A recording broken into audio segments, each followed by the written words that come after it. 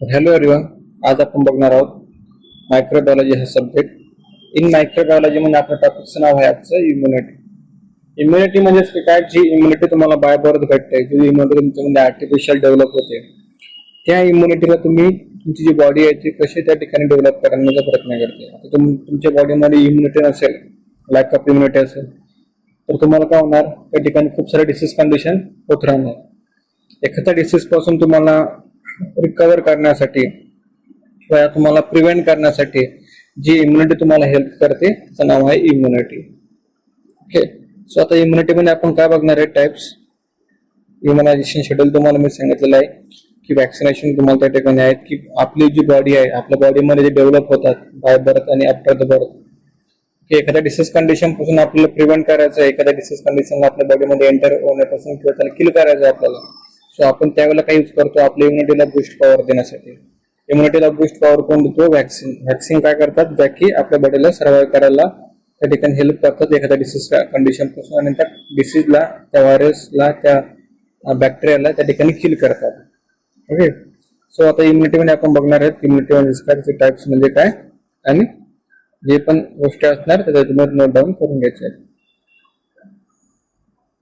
Immunity मध्ये आपण बघतोय की डेफिनेशन, त्याचं क्लासिफिकेशन, टाइप्स. इन्नेट इम्युनिटी म्हणजे काय, त्याचे फॅक्टर्स, त्याचे टाइप्स. ॲक्वायर्ड इम्युनिटी म्हणजे काय, त्याचे टाइप्स. डिफरन्स कसा आहे इन्नेट इम्युनिटी ॲक्वायर्ड इम्युनिटी मध्ये. मेजरमेंट करणार आणि लोकल इम्युनिटी आणि हेअर्ड इम्युनिटी म्हणजे काय ते आपण या ठिकाणी बघणार आहोत. ओके, आता डेफिनेशन आपण बघू इम्युनिटीची. इम्युनिटी काय करते की refer to the resistance exhibited by the host towards the injury caused by the microorganism and their product. एखादा मायक्रो ऑर्गॅनिझम आहे, एखादा प्रोडक्ट आहे, एखादा होस्ट आहे, तो तुमच्या बॉडीच्या आतमध्ये एंटर करतोय, तर त्याला एंटर केल्यानंतर जी त्याची प्रोसेस चालू राहणार, ओके, डेव्हलप करण्याची. मायक्रो ऑर्गॅनिझम आतमध्ये एका मायक्रो ऑर्गॅनिझम खूप सारे नंबर ऑफ बॅक्टेरिया त्या ठिकाणी तो तयार करतोय. एखादा टॉक्झिन सबस्टन्स तुमच्या बॉडीमध्ये आहे, तो त्यावेळेला काय करतो, तुमची इम्युनिटी जी आहे ना त्या ठिकाणी वर्क करते, त्या मायक्रो ऑर्गॅनिझमला किल करण्यासाठी काम करते. जे की तुमच्या बॉडीला इंज्युअर करण्याचा प्रयत्न करतो ना, जो मायक्रो ऑर्गॅनिझम, जो बॅक्टेरिया, त्याला किल करणार बाय तुमच्या बॉडीतली इम्युनिटी. ओके, एखादा ऑर्गन तुमचं तो इम्युनिटी त्या ठिकाणी वर्क करतो. म्हणजे की काय, ही तुमची नॅचरली इम्युनिटी आहे. आर्टिफिशियल म्हणजे का, तुम्ही एखादं वॅक्सिन घेतात, लाईक कोविड आहे, तुम्हाला तुमच्या बॉडीमध्ये कोविड आहे, तो किल करण्यासाठी तुम्ही काय करणार, वॅक्सिनेशन करणार. तसं तुम्हाला फिवर आहे, सो फिवरला प्रिव्हेंट करण्याचं काम कोण करतात, एखादा बॅक्टेरिया तुमच्या बॉडीच्या आतमध्ये गेलेला असेल, बरोबर. फिवरला कमी करण्याचं काम कोण करतो, तुमची इम्युनिटी. ज्यावेळेला तुमची इम्युनिटी बूस्ट पॉवर वाढणार, इम्युनिटीला काय लागतं, तुमचे जे न्यूट्रिएंट्स असतात, न्यूट्रिएंट सप्लिमेंटेशन असतात, प्रॉपर डाएट असतो, जर तुम्ही घेतला तुमची इम्युनिटी प्रॉपरली डेव्हलप होणार आणि तुम्हाला डिसीज पासून प्रिव्हेंट करणार. ज्या व्यक्तीला न्यूट्रिशनल स्टेटस प्रॉपर नाही, ओके, तो वॅक्सिनेशन इतरांनी घेतलेलं नाही, त्याला लवकर डिसीज कंडिशन होऊ शकतात, बरोबर आहे. सो इम्युनिटी मध्ये डेव्हलपमेंट करण्याचं काम आपल्या हातामध्ये आहे आणि तुम्ही त्या ठिकाणी करू शकता बाय नॅचरली. त्यानंतर आहे क्लासिफिकेशन. आता सगळ्यात इम्पॉर्टंट पार्ट आहे आपला क्लासिफिकेशन. क्लासिफिकेशन मध्ये आपल्याला बघायचं की दोन टाईपची इम्युनिटी आहे, बरोबर आहे.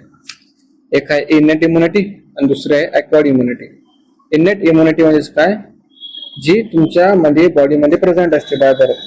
आणि ॲक्वायर्ड इम्युनिटी म्हणजे काय, जी की तुमच्या बॉडीमध्ये आफ्टर द बर्थ डेव्हलप करण्याचा प्रयत्न करते एखाद्या पर्टिक्युलर पॅथोजन थ्रू, त्याला आपण काय बोलतो, ॲक्वायर्ड इम्युनिटी.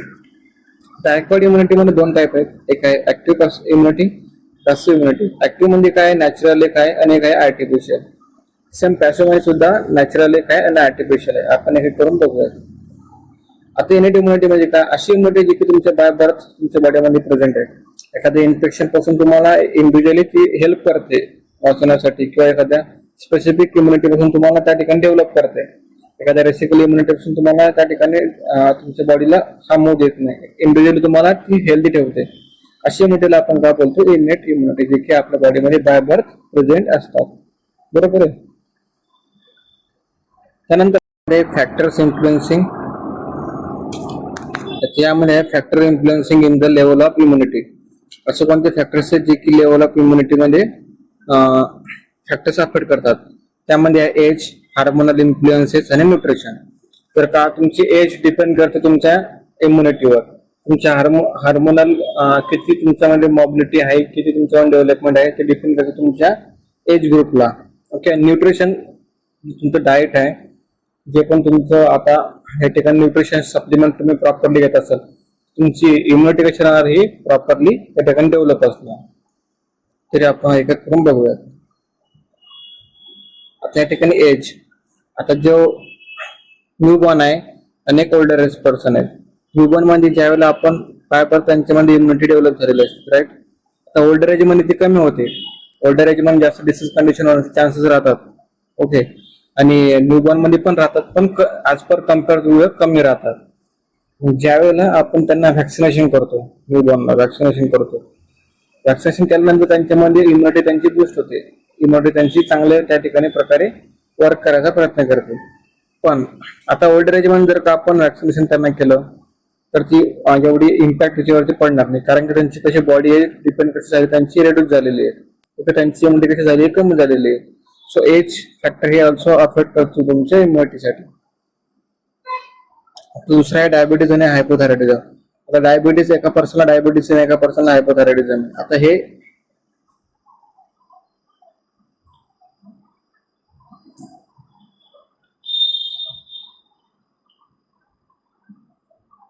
आता डायबिटीज काय करते की डायबिटीज मध्ये ज्या वेळेला इम्युनिटी वीक होते, ओके, डायबिटीज मध्ये काय होणार की ब्लड शुगर लेवल तुमची इन्क्रीज होणार. ते झाल्यामुळे तुम्हाला अजून बाकीचे पण कंडिशन होण्याचे चान्सेस जास्त आहे. डायबिटीजची खूप सारे कॉम्प्लिकेशन आहे, रेटिनोपॅथी आहे, न्यूरोपॅथी आहे. ओके. त्यानंतर अजून भरपूर साऱ्या जे की ओंड ऍप्सिस असेल, भरपूर साऱ्या गोष्टी आहे जे की होणार. ओके. आता डायबिटीस मध्ये काय होणार की जी इम्युनिटी तुमची चांगली चालू होती ती आता त्या ठिकाणी कमी वर्क करणार, कारण की तुम्हाला बाकीच्या डिसीज कंडिशन पासून ती म्हणजे प्रिव्हेंट करण्याचं काम करणार नाही बाकीच्या डिसीज कंडिशन पासून. आता हायपोथायरॉइडिझम आहे. हायपोथायरॉइडिझम मध्ये काय, जे थायरॉइड तुमचे हार्मोन्स आहे ते त्या ठिकाणी कमी झाले. कशामुळे कमी झाले, तुमच्यामध्ये इम्युनिटी त्या ठिकाणी डिपेंड करते, तुमची इम्युनिटी त्या ठिकाणी वीक होते.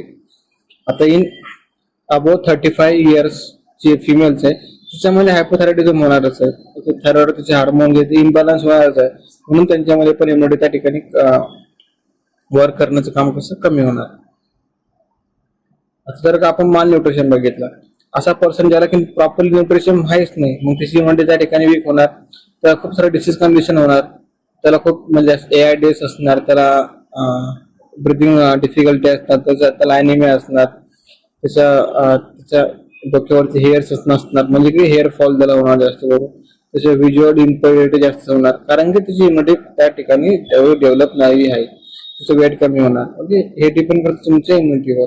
आता जसं की आपण HIV इन्फेक्शन असेल किंवा कॅन्सर असेल, त्यामध्ये आपल्याला काय होतं की आपली HIV एड्स या डिसीज कंडिशन मध्ये इम्युनिटी खूप वीक होऊन जाते. वीक झाल्यामुळे काय होणार, पेशंट डेथ होणार after the some years. Cancer मध्ये पण सेम आहे. जोपर्यंत तुमची इम्युनिटी प्रॉपर आहे तरच तुम्हाला त्या ठिकाणी तुमच्यामध्ये लाईव्ह म्हणजे की जगण्याचे चान्सेस जास्त आहे. जर का त्या ठिकाणी तुमची इम्युनिटी कमी झाली, वीक झाली, तुम्हाला डिसीज कंडिशन झाले, तुम्हाला ऍब्सेस झाला, तुम्ही त्या ठिकाणी डेट असणार. अशा पेशंट कंडिशन असतात. माल न्यूट्रिशन त्या ठिकाणी आपण बघितलं न्यूट्रिशन मध्ये. तर मेकॅनिझम ऑफ इनॅट इम्युनिटी काय, इनॅट इम्युनिटी म्हणजे काय, अशी मेकॅनिझम जे की त्या ठिकाणी मेकॅनिकल बॅरियर्स करतं आणि सरफेस सिक्रेशन करतं. जसं की स्किन आहे आपली, तर ज्यावेळेला तुम्हाला रॅशेस येणार, तर म्हणजे काय, तुम्हाला एखादा बॅक्टेरिया त्या ठिकाणी तुमच्या बॉडीवरती आलाय, एखादा फंगस तुम्हाला त्या ठिकाणी झालेला आहे. सो पहिले अगोदर काय करणार, तुमची स्किन त्या ठिकाणी इम्युनिटीचं वर्क करणार. ओके. त्या ठिकाणी किल करणार त्या बॅक्टेरियाला अगोदर. माउथ किंवा ओरल कॅव्हिटी, तुम्हाला एखाद्या वेळेस थ्रोट इन्फेक्शन झालं असेल, ओके, ओरल बॅक्टेरियल इन्फेक्शन झालं असेल, त्या ठिकाणी तुमची ओरल आणि ओरल कॅव्हिटी त्या ठिकाणी अगोदर वर्क करणार. मग जर का त्यांच्याकडून प्रॉपरली हँडल नाही झालं तर मग तुम्हाला थ्रोट इन्फेक्शन होऊ शकतो. अप्पर जी सिस्टम असेल, गॅस्ट्रोइंटेस्टाइनल ट्रॅक असेल, तुम्ही ज्यावेळेला तुमच्या याच्यामध्ये हर्स्टोम जो डिसीज कंडिशन आहे, जो हर्स्टोम बॅक्टेरिया आहे तुमच्या ॲब्डोमेन मध्ये गेला, अवर काय करणार, तुमच्या ॲब्डोमेन जे सिक्रेशन आहे ते सिक्रेशन प्रेझेंट असणार आहेत, जे की त्यांना किल करण्याचा प्रयत्न करणार. मग त्यांच्याकडून ती जर का पॉसिबिलिटी कमी झाली, मग काय होणार, तुम्हाला त्या ठिकाणी डिसीज कंडिशन होणार. डिसीज कंडिशन झाल्यानंतर तुम्हाला टॅबलेटवरती असणार, तुम्हाला ट्रीटमेंट घ्यावं लागणार. सेम युरिनरी ट्रॅक सुद्धा, UTI इन्फेक्शन असेल, भरपूर सारे इन्फेक्शन जे की त्या ठिकाणी आपली अगोदरच बॉडीत प्रिव्हेंट करण्याचं काम करते. कंजेक्टिव्ह आहे, जे की आय इन्फेक्शन आहे, I bacterial infection, antibacterial substance जसे की ब्लड, टिश्यू, सेल्युलर फॅक्टर्स कोणते कोणते, फॅगोसायटोसिस, मायक्रोफॅजेस, इन्फ्लॅमेशन होऊ शकते एखाद्या टिश्यूचं सेलचं, फिवर तुम्हाला येऊ शकतो, ॲक्यूट फेज ऑफ प्रोटीन्स त्या ठिकाणी असू शकतात. हेअर्स तुमचा सेबम, तुमचा सेबेसियस ग्लँड, तुमचे फॉलिकल्स, नॉर्मल हेल्थ फॉलिकल्स या ठिकाणी अशा टाईपमध्ये असतात. ओके, हे तुमची इमेजेस आहे, अनाटॉमिकल इमेजेस तुम्ही बघू शकता. हे हेल्प करतो बॅक्टेरियाला प्रिव्हेंट करण्यासाठी आपल्या बॉडीमध्ये.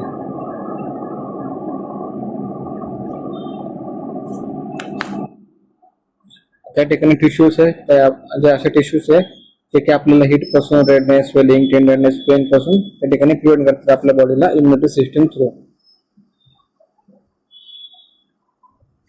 आता ऍक्वाडी आपण बघू. Resistance acquired by individuals like during तुमच्या ऍक्टिव्ह इम्युनिटी आहे आणि पॅसिव्ह इम्युनिटी त्या ठिकाणी आपण बघणार आहोत. दोन इम्युनिटी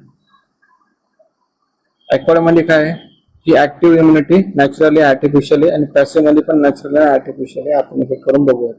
ऍक्टिव्ह इम्युनिटी म्हणजे काय, प्रोड्यूस करतो तुमच्यामध्ये एक होस्ट आहे, ज्या होस्टचा immune system. Okay, passive immunity म्हणजे काय, रिसिव्ह करणार ती पॅसिव्हली, फक्त रिसिव्ह करणार. ऍक्टिव्ह हे ऍक्टिव्हली काम करणार, पॅसिव्ह म्हणजे काय, पॅसिव्हली काम करणार. इंड्यूस म्हणजे काय इन्फेक्शन किंवा एखादा इमर्जन्स त्या ठिकाणी असेल तो इंड्यूस करणार.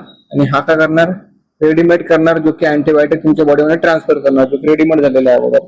ड्युरेबल इफेक्टिव्ह प्रोटेक्शन त्या ठिकाणी करणार हा. ट्रान्सिएंट लेस इफेक्टिव्ह त्या ठिकाणी हा करणार असो. इम्युनिटी इफेक्टिव्हली त्या ठिकाणी असणार for the after the lag of periods. Immediate immunity त्या ठिकाणी पॅसिव्ह इम्युनिटी वर्क करणार.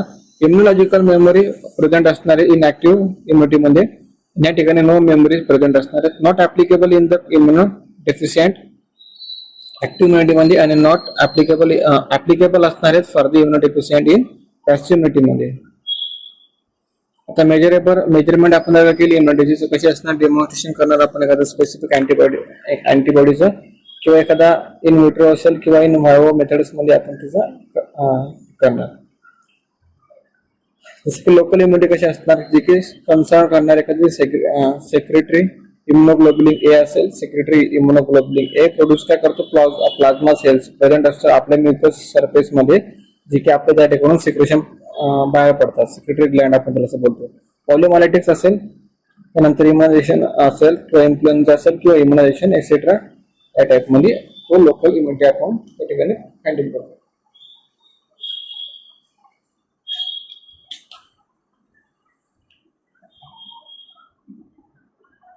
तर हे हेड इम्युनिटी म्हणजे काय, अशी इम्युनिटी जी की लेवल ऑफ रेजिस्टन्स त्यांच्या कम्युनिटीमध्ये असणार, त्यांच्या ग्रुप ऑफ पीपलवर प्रेझेंट असणार, ते डिसीज कंडिशन त्या ठिकाणी आहेत एखाद्या ग्रुपमध्ये. लो आणि हाय लेवल मध्ये असणारे हेड इम्युनिटी. ओके, त्या ठिकाणी आपला टॉपिक संपलेला आहे, टाइप्स ऑफ इम्युनिटी. तुम्हाला टाइप्स ऑफ इम्युनिटी मध्ये मला टाइप्स तुम्हाला मेन इम्पॉर्टंट सांगायचे होते, इनॅट इम्युनिटी आणि ऍक्वायर्ड इम्युनिटी. त्यामध्ये पण ऍक्वायर्ड मध्ये काय होती, ऍक्टिव्ह आणि पॅसिव्ह. ऍक्टिव्ह आणि पॅसिव्ह मध्ये पण होती नॅचरल आणि एक होती आर्टिफिशियल. या ठिकाणी तुम्हाला मला दोन हे सांगायचे होतात. इम्युनायझेशन शेड्यूल मध्ये तुम्हाला सांगितलेलं आहे. ओके, बाकी तर मला एवढंच तुम्हाला एक्सप्लेनेशन करायचं होतं. मेन इम्पॉर्टंट म्हणजे इम्युनिटी म्हणजे काय राहते, आपल्या बॉडीमध्ये कशा प्रकारे हेल्प करते आपल्या बॉडीला. ठिकाणी माझं लेक्चर संपलेलं आहे. मायक्रोबायोलॉजी म्हणलं हा तुम्हाला रिव्हिजन लेक्चर म्हणून पण हा मी तुम्हाला पोस्ट करणार आहे तुमच्या ग्रुपला. तुम्ही प्रॉपरली हे हा लेक्चर अटेंड करा. Okay, thank you.